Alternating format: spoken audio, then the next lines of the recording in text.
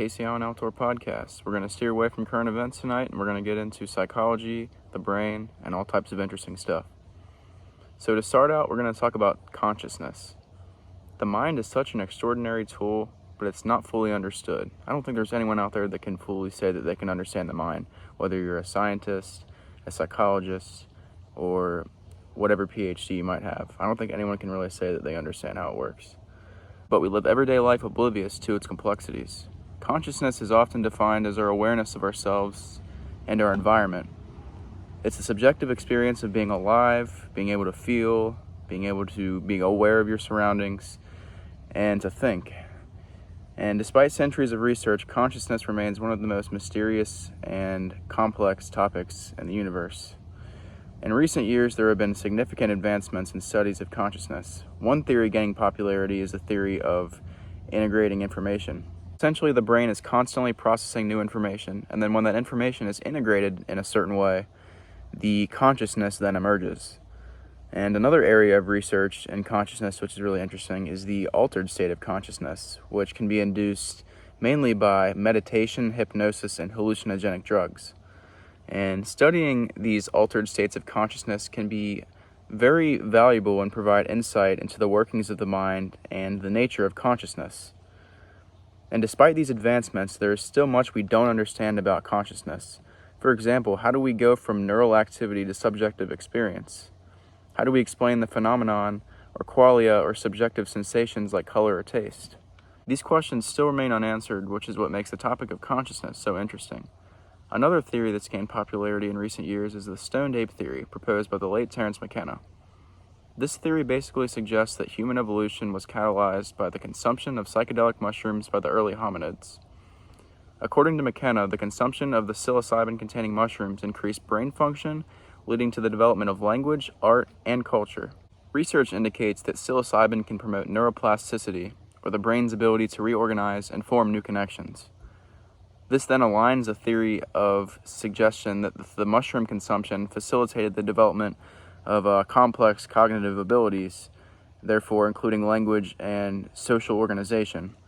Psychedelics are known to enhance creative thinking and inspire the artistic expression. The prevalence of cave paintings, rock art, and even the ancient symbolic artifacts that you see all throughout history may be indicative of the profound influence of altered states of consciousness and human creativity and the cultural development, like I said, language, and the sophisticated ways that humans have gone from monkeys to where we are now. That had to have happened at some way or somehow. And that's a pretty enticing theory, I think.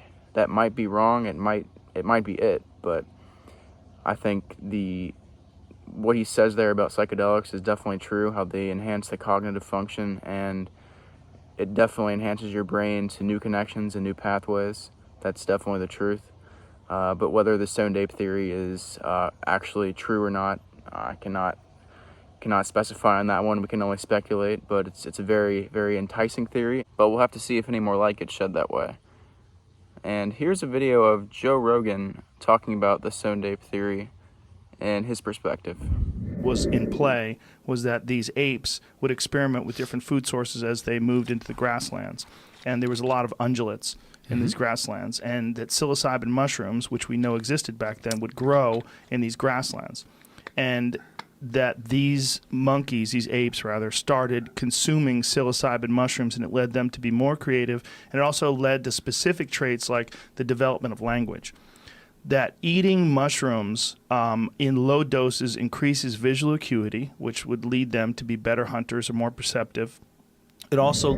So a pretty interesting take there by Joe Rogan. He's been a big psychedelic activist over the years and has had many episodes discussing the use of psychedelics in medicinal ways and therapeutic ways, and how altered states of consciousness can really affect your memory and perception. So to have a basic understanding of what psychedelics are and the most widespread commonly used psychedelics, let's get started with the psychedelic mushrooms, or the psilocybin fungi mushrooms, which is essentially fungus built up in naturally grown mushrooms, and is then ingested into the body, and you experience hallucinations from after doing so, and is one of the least addictive and most natural drugs on the planet. Then there's dimethyltryptamine, which is also known as DMT. This is arguably the strongest psychedelic, and these experiences are very short. They only last about 10 minutes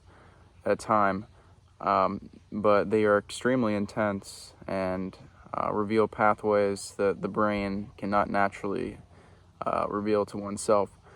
And so that one is very interesting. It's not as known as much, but dimethyltryptamine does have very positive effects, although it is extremely intense.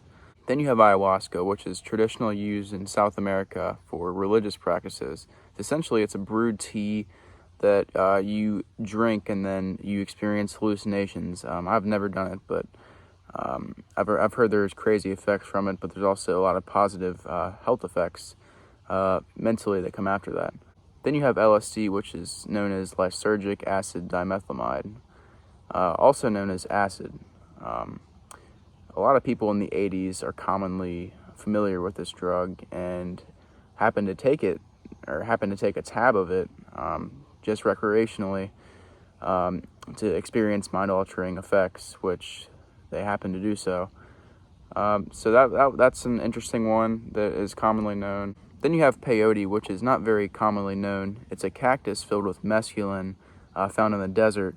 It's kind of one of those gray areas because you can't outlaw something that naturally grows if it so happens to grow on your property. But yeah, like I said, it's one of those gray areas, but it is in that Schedule I controlled substance area, so it is legal. But you will experience hallucinogenic effects from the mescaline inside the cactus. In my opinion, psychedelics provide a transformative experience that allows individuals to gain a new perspective on themselves and the world around them.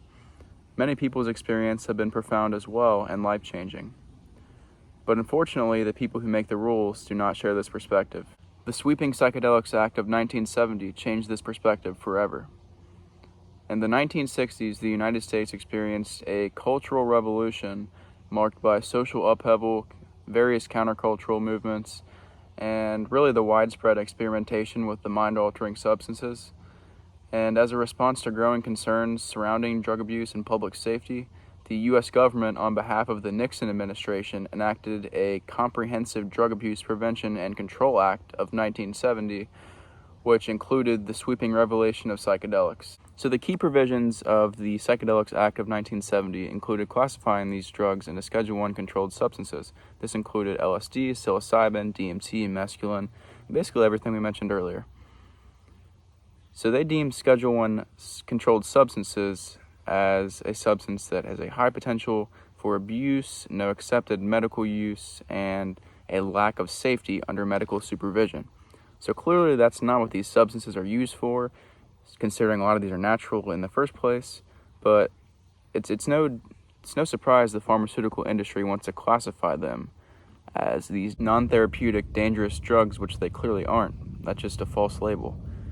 And a big statement they wanted to make here is to scare people into thinking that not only will these be detrimental to your brain and your mental model, we're going to threaten you with incarceration and jail time and fines if you do not comply to our set of rules. And it sent a lot of people to jail for a long time, and there are still people to this day that are serving life sentences for possession and trafficking of the substances. And the act made the possession, the distribution, and manufacturing of psychedelics illegal, subjecting offenders to severe penalties including imprisonment, like I said, and hefty fines. And this marked a significant shift from relatively lenient regulatory environment that had prevailed in the early 1960s and before. So another key provision here was halting research and medical use. The stringent regulation hindered scientific research and basically halted ongoing investigations into the potential therapeutic applications of psychedelics. Many promising studies were abruptly terminated, stifling the progress of psychedelic research for many decades. Although over the past 2 decades, there has been a resurgence of interest into psychedelics as a potential for a therapeutic tool, as many people like me have came out and saw that there was use for it, and people obviously above me, I'm not a doctor, so people with the proper license and proper intelligence have came out and found that there is proper use for these outlawed substances. And this has prompted a reevaluation of the classification and legal status of psychedelics, leading to the efforts to decriminalize or reschedule these substances, as we've seen the legalization in Colorado, Oregon, Washington, and Michigan in certain cities, which is great. I mean, the fact that we're already legalizing these substances and the states are exercising their powers, because it's obviously a game of money. It's all about the pharmaceutical industry, because think about this. If you can solve your mental illness or some very damaging effects that you've experienced throughout life with just maybe 1 or 2 doses or trips of these substances, then that's not very profitable for these pharmaceutical companies. They would rather just sell you some pill that they could continuously and consistently sell you over an amount of time, because it's profitable to them. I mean, it only makes sense. So you have to think from that perspective too. These companies are not there for your best interest, as I mentioned in the last video. It's funny how the pharmaceutical industry always has a way of tying into either politics, to the laws, and even drugs and recreational things. It always ties into everything one way or another. Someone whose perspective and opinion who I really value on this topic is someone who I'm sure some of you have heard of. His name is Dr. Jordan Peterson. He is an incredibly remarkable man. He's very experienced in psychology, and just listen to his take on psychedelics here. It's really compelling. Psychedelic experience, and he said that what it does is produce something akin to a hyper stress experience. So imagine you're extremely stressed, like your life's in danger. And so you have to open yourself up to the possibility of radically new ideas. Well, a psychedelic substance puts you in that state of mind. And so that can be hellish, because you can collapse into like a catastrophic fight or flight defensive response, and magnified by the hallucinogen, then you're just in hell. But that isn't the only necessary outcome. And so the psychedelic experience definitely mimics something like radical learning. And it also seems to reduce the effect of memory on perception. Because most of what you see in the world is memory. It's just that's why, when you look at a word, printed word, you read the word. You can't not read the word. And that's because you see in the memory. You're not seeing, like when I look at the sign behind you, I'm not lost in the yellow and the details. I see the Joe Rogan experience, right? It's part and parcel of the perception. It's all memory. What a psychedelic does in part is remove the inhibition of memory from perception. And that re-immerses you in the complex world and shows you how remarkable and beyond comprehension everything really is. That's real. So it's also important to understand that many different religions throughout history used mind-altering psychedelics. You have the indigenous Amazonian ayahuasca ceremonies. There was the Native American peyote rituals. You have the Hinduism and the Soma. You have Mazatec tradition and psychedelic mushrooms. And plenty more religions that included these uses of magical, psychedelic, and mind-altering substances. It's quite amazing. It's also really difficult to explain to someone who's never been in this state of mind before. It's probably very, very hard to grasp that concept, but once you do, it's very life-changing, and it's unfathomable, to be honest. So decades of scientific research have revealed the potential therapeutic benefits of psychedelics. Studies have demonstrated their efficiency in treating mental health conditions such as depression, PTSD, and addiction. Psychedelics, when used in a controlled and supportive environment, have shown the ability to facilitate profound healing experiences, enhance self-awareness, and promote personal growth. Contrary to popular belief, psychedelics can be used safely when approached responsibly. The research indicates that psychedelics are generally non-addictive and do not cause physical harm when consumed in moderate doses. And I can back that up for sure. I'm an advocate for psychedelic mushrooms, and I do not believe these substances are addicting, and they can be used in better cases than many drugs that are used today. So the risks associated with psychedelics primarily arise from the misuse, improper setting, or pre-existing mental health conditions, which if you have schizophrenia, I don't believe this is something that will help you. It might, but there's a good chance that it probably won't due to having that condition. You also want to make sure that you're in a comfortable setting. The last thing you want to do is panic or be somewhere that you're out of your control, and you just want to be as comfortable as you can and not have to worry about anything too crazy. So educating individuals and just really anyone about the harm and the reduction strategies and responsibility is really crucial for minimizing potential risk, because it is risky. A lot of people aren't responsible and would not appropriately use this and do not appropriately use this, but that does not mean, of course, make the substance banned or outlawed. So the false stigma surrounding psychedelics is basically rooted in outdated misconceptions and limited understanding.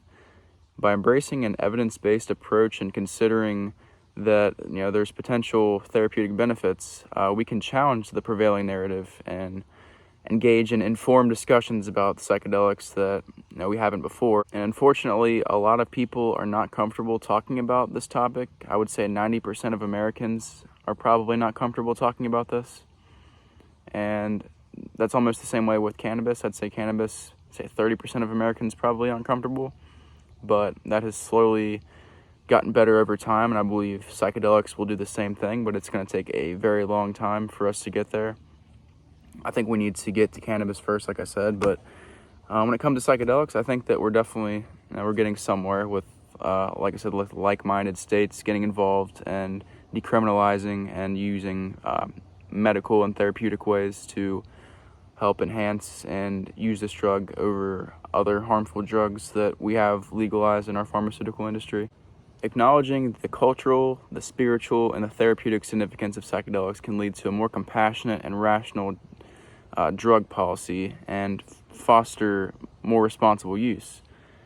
And it's basically time to dispense the false stigma and embrace a more nuanced understanding of psychedelics and their potential role in society, because they're not going anywhere. They grow from the ground, or at least most of them do. And even if they don't, the people who use them are not going to stop using them. Psychedelics are imperative to the mind and allows your brain to function in ways that it's never naturally been able to. And it's something that you can't fully explain how the experience is. You have to really do it yourself.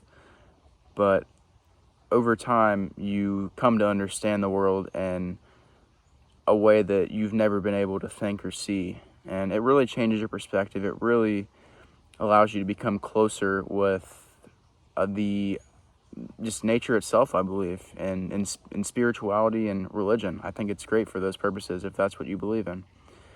So, I mean, there aren't very many negative effects. The only thing, like I said, is overuse, or if you have underlying mental issues.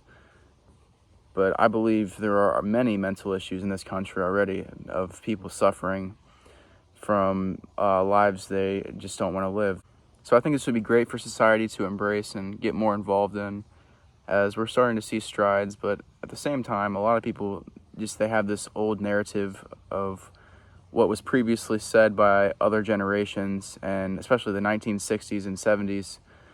They just need to just get rid of these narratives. It's 2023. Things have changed. Things are changing. Let's get to it, and let's not live in the past. But other than that, I hope you guys enjoyed a brief summary of psychedelics and altered states of consciousness.